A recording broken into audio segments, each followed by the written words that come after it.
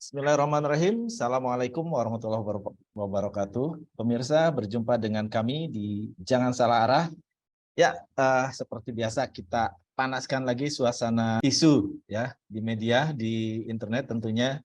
Dan kali ini kita akan membahas yang tentunya ini masih hangat di pikiran publik ya, mengenai Bupati Meranti yang sempat marah-marah dan ternyata baru beberapa hari kemarin ada tanggapan langsung dari Menteri Keuangan Sri Mulyani. Dan kali ini adalah kita akan membahas tentang konten tanggapannya tersebut begitu ya, terkait dengan esensi dari keluhan atau persoalan yang mendasar sebetulnya yang ada di Meranti sehingga membuat Bupati Meranti marah-marah ya. Oke, baik, sebelum kita lanjut diskusinya, kita saksikan dulu cuplikan video berikut ini. Ahmad Adil tuai kontroversi usai menyebut pegawai Kementerian Keuangan. Di sisi lain, pemerintah telah menerbitkan Undang-Undang Harmonisasi Keuangan Pusat dan Daerah. Kehadiran regulasi ini pun bertujuan untuk memperbaiki hubungan keuangan pusat dan daerah menjadi lebih baik lagi. Sebelumnya, Bupati Meranti Muhammad Adil diketahui melakukan protes keras ihwal dana bagi hasil produksi minyak di Kepulauan Meranti, Provinsi Riau. Baginya, dana bagi hasil yang didapat wilayahnya kecil.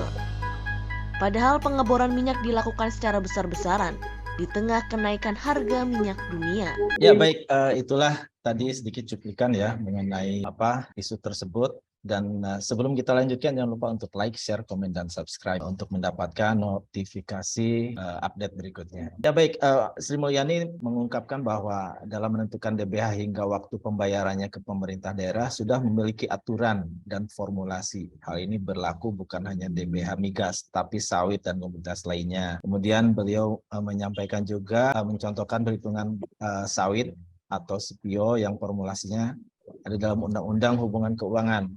Dan juga menurutnya tidak semua orang tertarik untuk membaca dan memahami formula itu, termasuk saat harga komoditas naik atau turun serta dampaknya bagi DPH. Kemudian secara spesifik ya, Sri Mulyani juga menyampaikan, dan orang yang marah pun kalau dijelasin kayak gitu belum tentu mau mendengarkan. Seperti diceritakan caranya begini, aturannya begitu, cara hitungnya begini.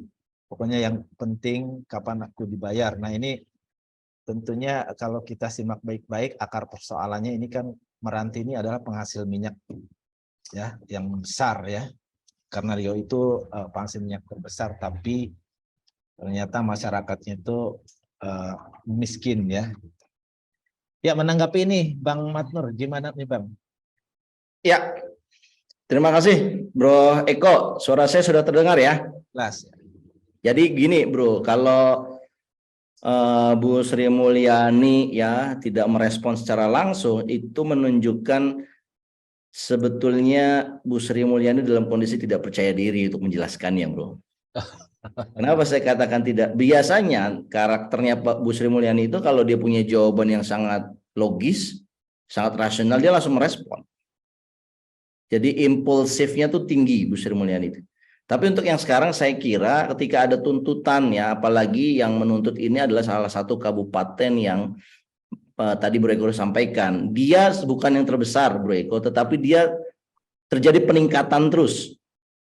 Ya, minyak yang diambil dari ladang yang ada di Meranti itu jumlahnya meningkat terus.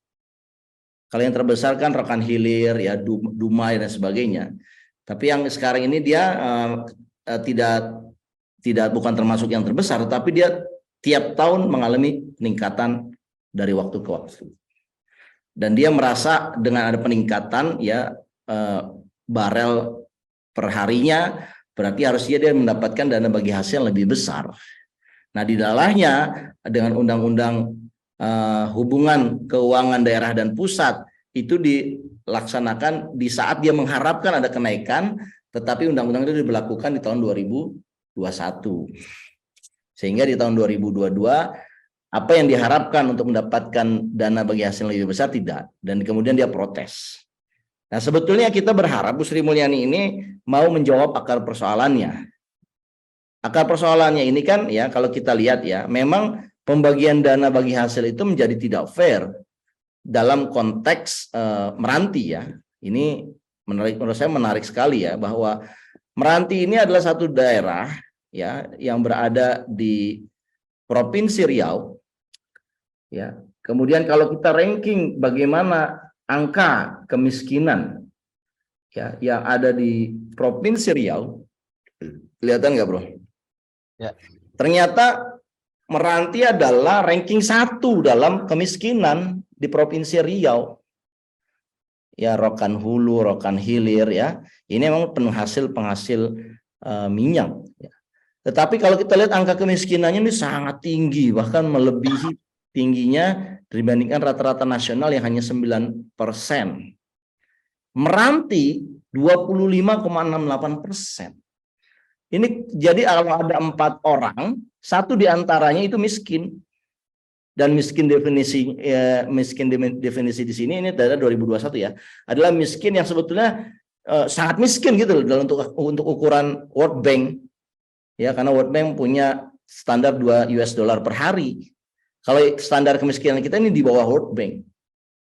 Jadi Anda bisa bayangkan ya bagaimana Kepulauan Meranti yang mereka punya minyak, tapi angka kemiskinannya itu sangat ekstrim. Ini kalau disajikan dalam bentuk grafik, ini kita lihat perbandingannya tuh lihat. Yang lain ya hanya di sekitar 10%, tetapi khusus untuk Meranti dia sampai 25%. Nah itu yang menyebabkan saya kira karena bupatinya nih hasil pemilihan langsung. Ya, dia ditagih oleh rakyat mana janjinya. Dan untuk melaksanakan janjinya dia butuh APBD, butuh tambahan APBD, dan dia berharap tambahan itu berasal dari dana bagi hasil minyak. Tapi betapa kecewanya dia, kemudian dia melihat ternyata dengan tingkat kemiskinan yang sangat besar dan minyak yang dieksploitasi, dia merasa ini seperti zaman penjajahan. Nah, saya kira ada hal yang patut ya kita bicarakan ini secara terbuka, bahwa undang-undang hubungan keuangan pusat dan daerah memang sangat eksploitatif. Nyatanya apa? Ketika undang-undang diterapkan, daerah-daerah seperti Meranti, daerah-daerah yang sebetulnya butuh pertolongan karena angka kemiskinannya tinggi, itu malah dieksploitasi, uangnya dibawa keluar. Berarti undang-undang ini punya cacat. Dan Ibu Sri Mulyani tidak mengakui bahwa undang-undang hubungan keuangan pusat daerah ini punya cacat gitu loh. Karena ternyata formula ini dipakai dan diterapkan untuk Meranti. Meranti dengan kemiskinan yang tinggi malah makin menderita. Ini apa namanya? Kalau bukan eksploitasi, kan zaman penjajahan begitu. Keuntungannya diambil oleh Belanda, masyarakatnya dikasih ampasnya, bahkan nggak dikasih sama sekali.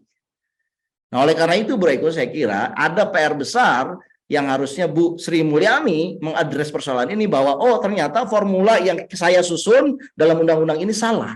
Kalau gitu saya akan segera revisi. Kita publik berharap seperti itu harusnya. Jadi daerah-daerah yang kemiskinannya dianggap kemiskinan ekstrem itu harus punya formula khusus, bahwa mereka harus mendapatkan tambahan seiring dengan penambahan eksplorasi minyak yang diambil sebagai devisa negara itu.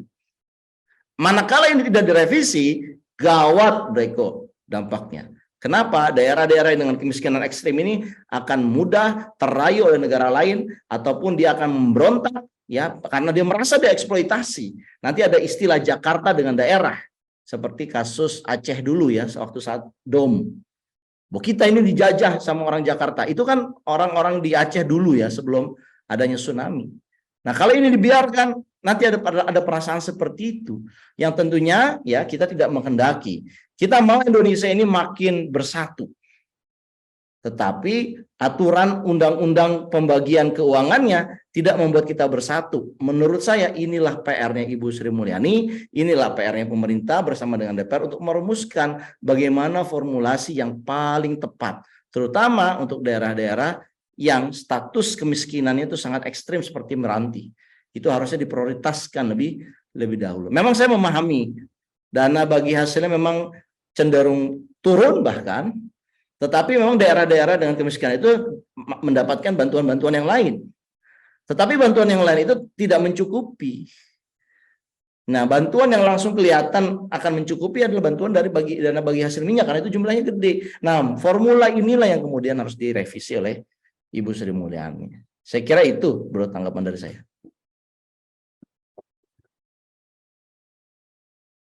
Ya, baik Bang. Jadi tidak cukup hanya membantah ya, karena tidak menjawab persoalan, akar persoalannya. Artinya harus ada action dari pemerintah pusat untuk bisa membantu Meranti ini mengatasi kemiskinan tentunya Bang ya.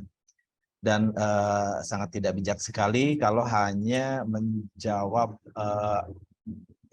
kembang-kembang persoalan saja begitu ya, seperti marahnya Bupati Meranti ini ya tentunya.